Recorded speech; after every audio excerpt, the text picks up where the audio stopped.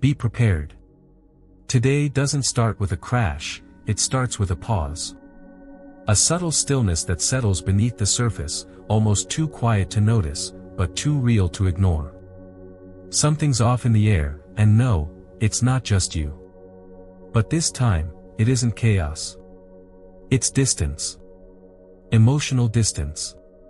Celestial distance. Divine distance. The moon reaches Elion today, its farthest point from the sun. And when the moon pulls too far from the light that normally feeds it, something begins to shift inside you too. Not as pain, and not quite as confusion, just a kind of blankness. A strange softness where clarity used to be. You might find yourself unusually sensitive, catching emotions that don't feel like yours. Or worse, nothing at all. A subtle numbness. A quiet disconnect. Like your inner compass is spinning, but without urgency. Just slowly, gently, losing orientation. The atmosphere today feels heavy in a way you can't explain. Like the sky is holding its breath. And somehow, so are you. But this isn't just a slow day. It's something more sacred than that.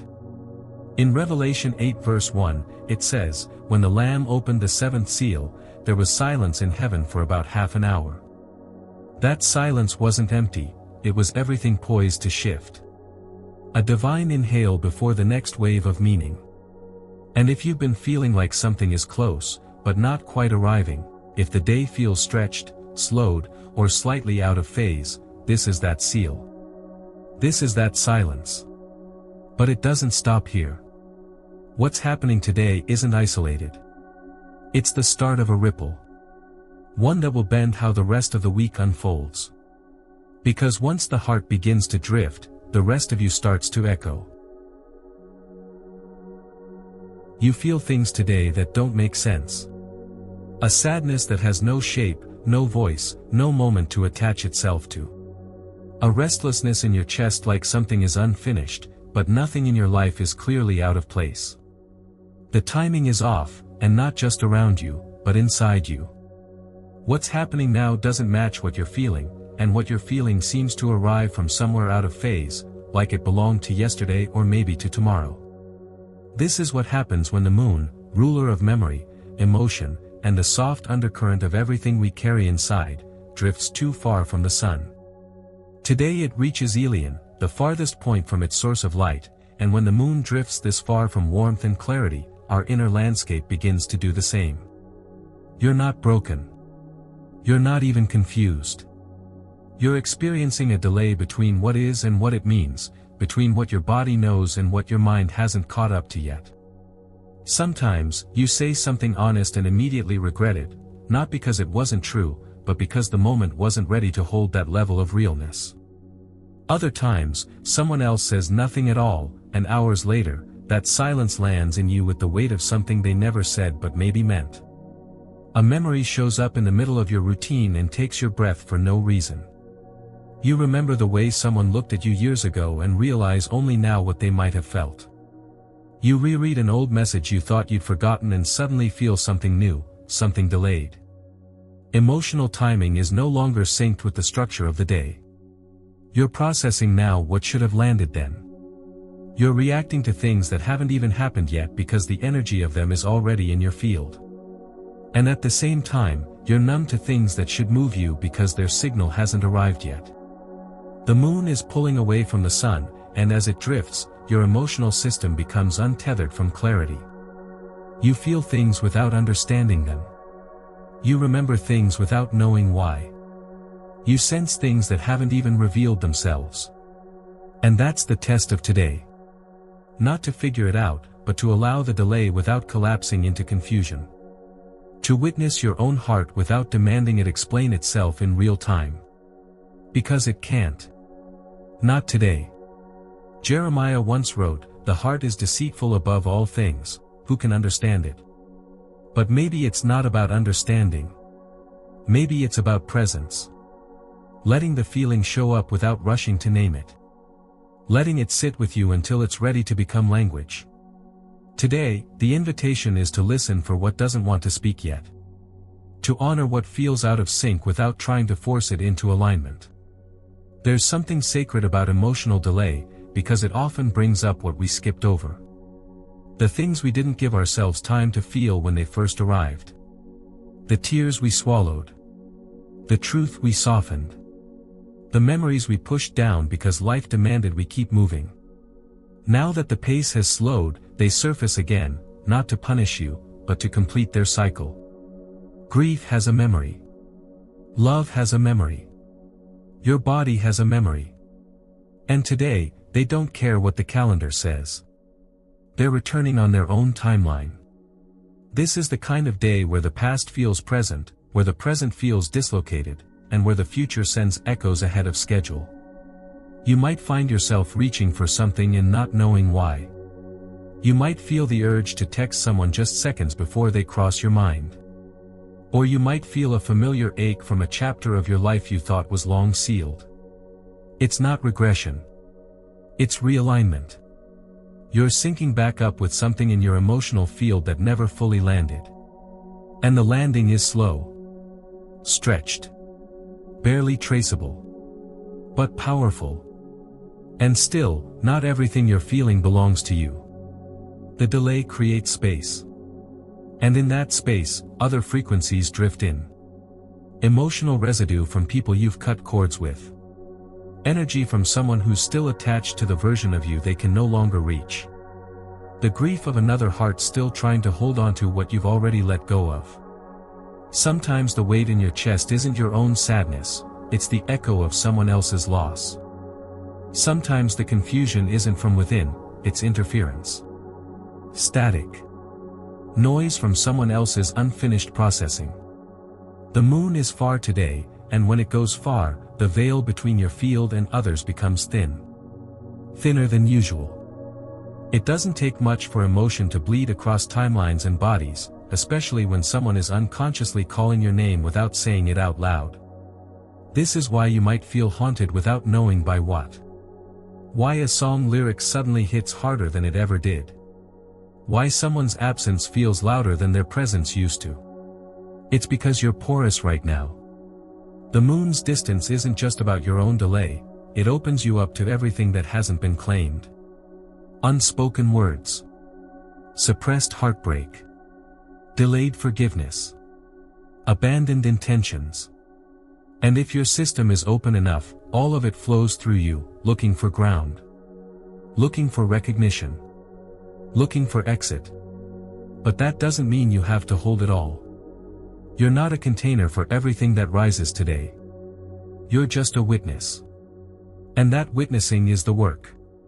Not interpreting, not fixing, just allowing. Sitting with the current without letting it carry you off. Naming what you can and releasing what you can't. And if you don't know where the emotion ends and the echo begins, that's okay. This isn't a day for sharp lines. It's a day for soft attention. Quiet awareness. Compassion without conclusion.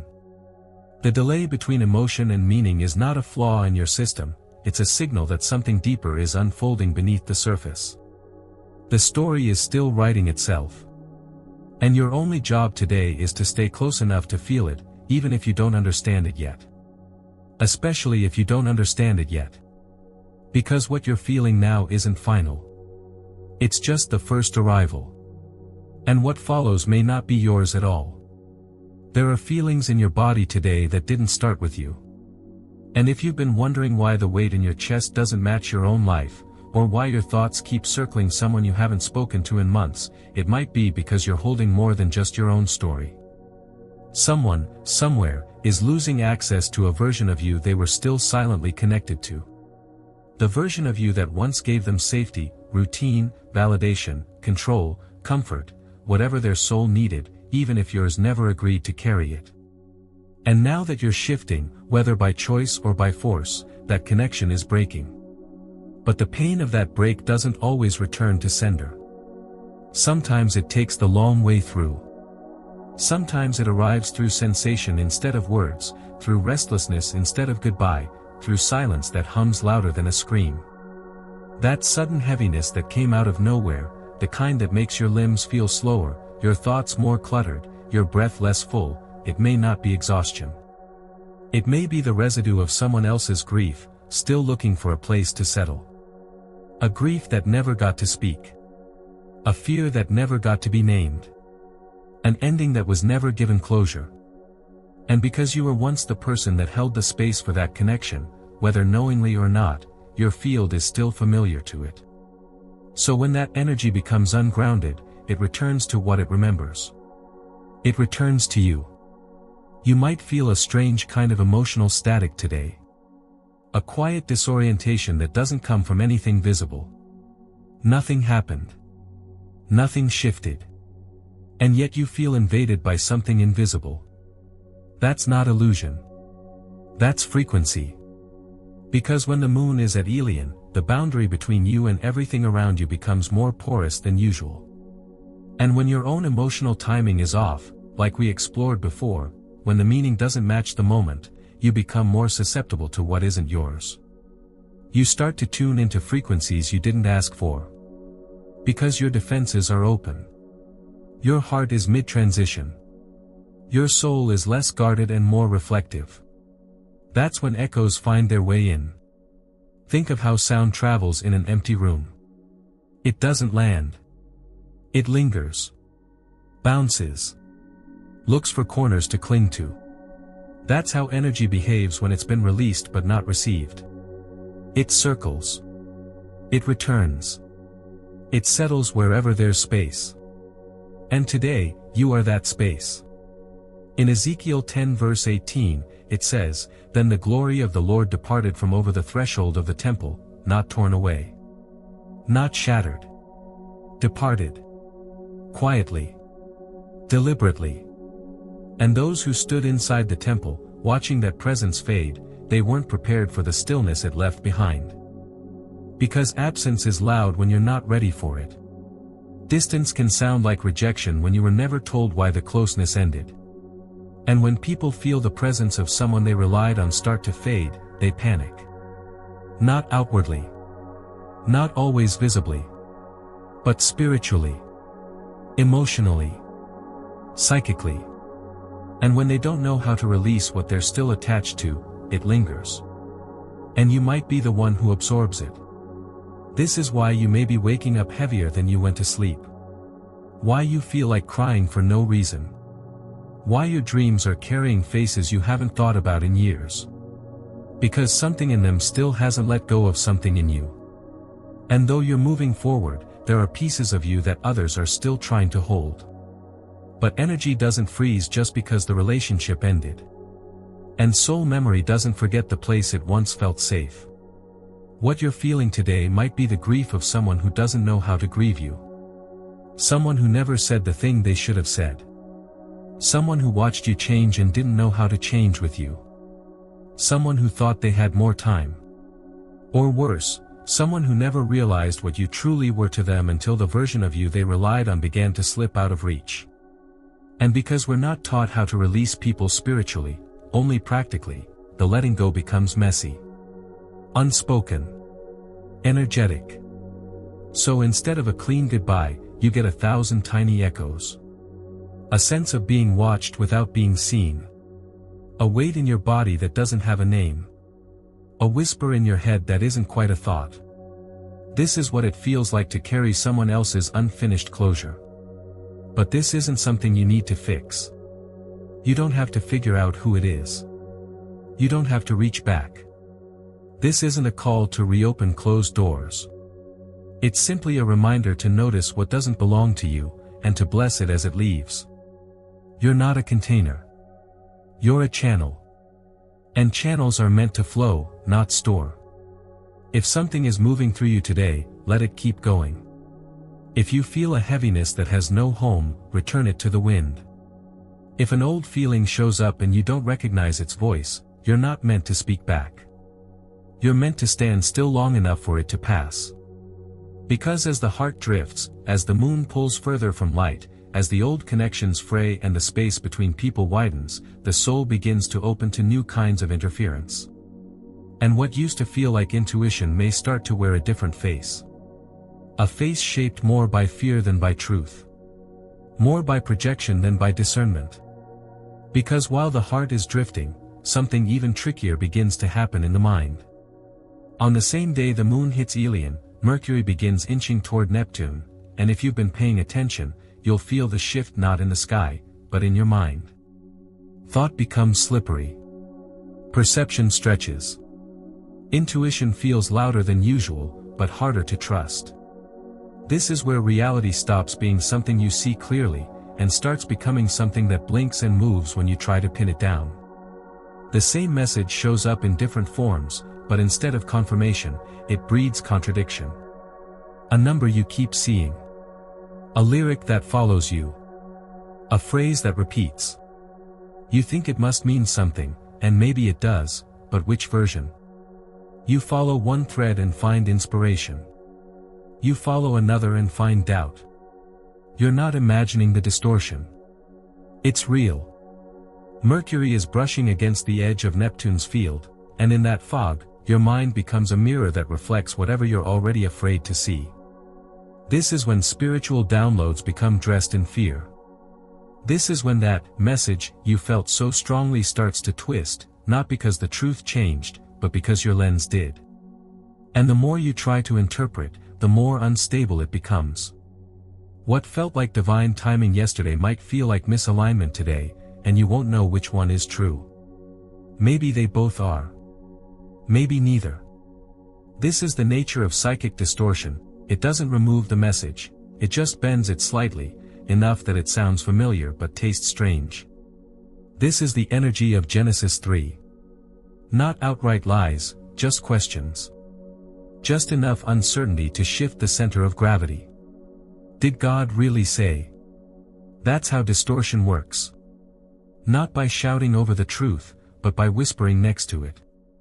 Just loud enough to make you doubt what you already knew. Just quiet enough that you can't prove it wrong. And this is why your thoughts aren't lining up today.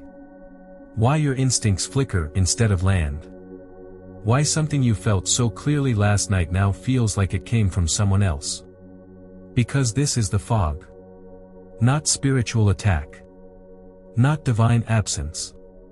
Just fog. Energetic static between what's true and what's projected. It doesn't erase the message. It just adds other voices to the room. And unless you pause, you might mistake one of those voices for your own. Jesus warned about this. In Matthew 24 verse 24, he said, "False prophets will arise and perform great signs and wonders, so as to deceive, if possible, even the elect." But he wasn't only talking about people. He was also describing patterns, energies that come dressed as truth, dressed as light, dressed as urgency, and still lead you off course. Some of what feels prophetic today is not divine insight, it's your own fear, wearing the face of revelation. It's anxiety wrapped in symbolism. Longing disguised as spiritual urgency. And if you're not grounded, you won't be able to tell the difference. This is the day when thoughts become fragmented. Where your logic gets slippery, and your inner knowing flickers between clarity and doubt. Where the same sentence can feel like a breakthrough one moment and a manipulation the next. It's not because you're indecisive. It's because you're receiving input through a fogged lens. And Neptune doesn't remove the truth. It mystifies it. It blends fact with possibility, intuition with projection, discernment with desire. You're not seeing things wrong today, you're just not seeing them whole.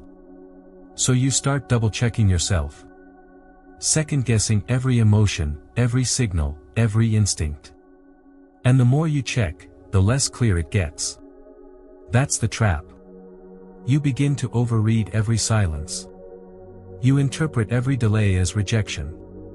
Every praise as manipulation. You scroll through signs looking for confirmation, only to find more questions. And at a certain point, you realize, you're not being guided. You're being baited. Not by anyone else. Not by the sky. But by your own mind, under influence. This is why silence becomes sacred today. Why stillness isn't emptiness, it's safety. Because in a field full of distorted signals, the most powerful thing you can do is stop tuning the dial. Let the fog roll. Let the images pass. Let the signs go undecoded. Because if they were really meant for you, they'll be clear when the fog lifts. Neptune never holds the message. It only tests how tightly you need to grip it. Today isn't the day to make declarations. It's not the day to act on your first instinct. It's the day to watch how quickly your story changes in your own head. To track how your thoughts shift shape depending on your mood. To see how easily a desire becomes a sign, and how silently fear can echo as prophecy. Because when Mercury enters Neptune's waters, thought becomes water too. And water remembers. It holds more than just your current belief, it carries the imprint of your old patterns, your old fears, your unmet needs. So if your thoughts are starting to sound too familiar, too loud, too emotionally loaded, it may not be truth speaking. It may just be memory. So what do you do when you can't trust your feelings, or your thoughts? You wait. That's what this day is really asking. Not to decide. Not to decode. Not to move. Just wait. April 16th was never designed for clarity, it was built to make you pause. Built to stretch the space between what you know and what you think you know.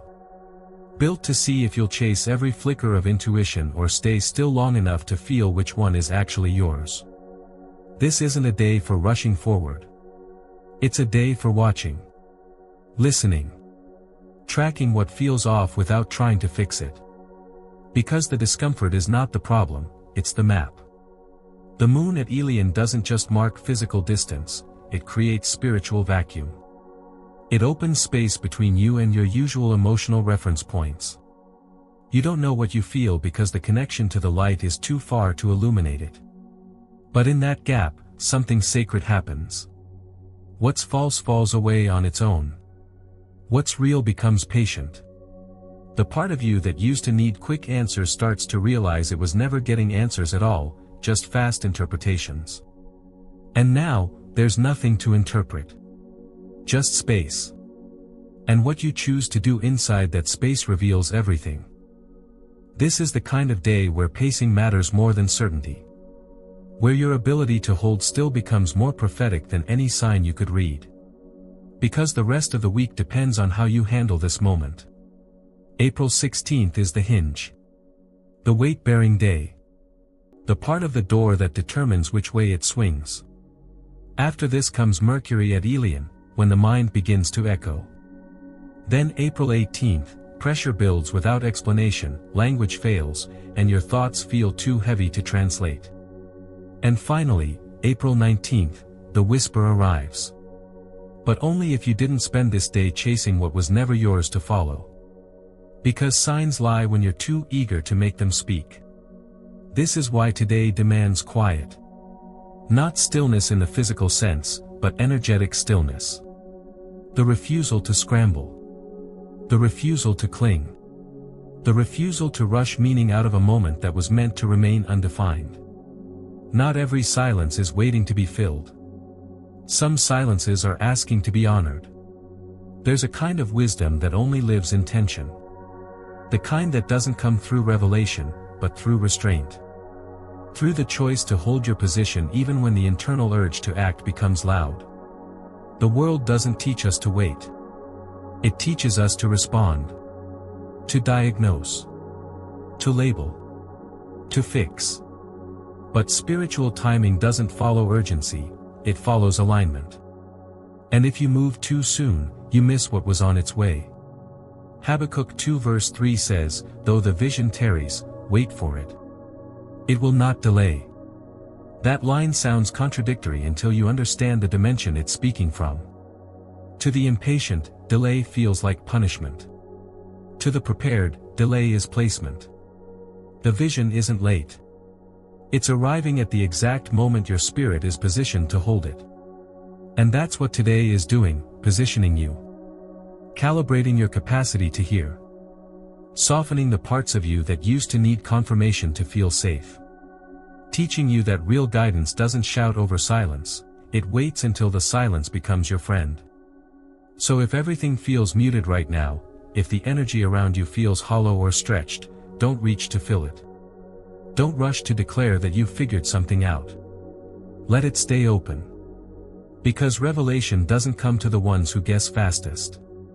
It comes to the ones who wait the longest without needing to guess at all. And when the message finally arrives, on April 19th, in the whisper, in the dream, in the first moment of stillness after this storm of confusion, you'll know it's real not because it's loud, but because it didn't need to convince you. So yes. You wait. Not because the universe forgot you. Not because the signs are hiding. But because this moment was never meant to answer you. It was meant to see if you could stay grounded when nothing else was. It was meant to test how you respond to delay. And how you wait now determines what you'll recognize when it finally comes. Don't fill the silence too quickly. Don't try to wrap it up with meaning just because the stillness makes you nervous. This day isn't empty. It's holy. It's not asking you to figure it out, it's asking you to hold it open. There is something sacred happening beneath the quiet, something deeper than answers, and softer than certainty. This isn't the kind of moment that arrives on your schedule. It's the kind that only lands when the noise steps back. It doesn't come on time. It comes on truth. In Genesis 1 verse 2, it says, "And the Spirit of God was hovering over the face of the deep." Not creating. Not speaking. Just hovering. Waiting. Preparing. The Spirit was there before light. Before form. Before language. And maybe that's where you are now. In the deep. In the space where nothing is clear yet, but everything is possible. The Spirit is hovering again. But it hasn't spoken yet. And your only task right now is to stay present until it does. So if you felt the drift today, the emotional fog, the illusion of signs, the weight of something you can't name, don't panic. You're not lost. You're being prepared. You're in the stillness between departure and arrival. And if you're still here, still listening, still holding the space open, leave a comment, "I'm still here. I'm still listening." Because that kind of presence is what revelation waits for.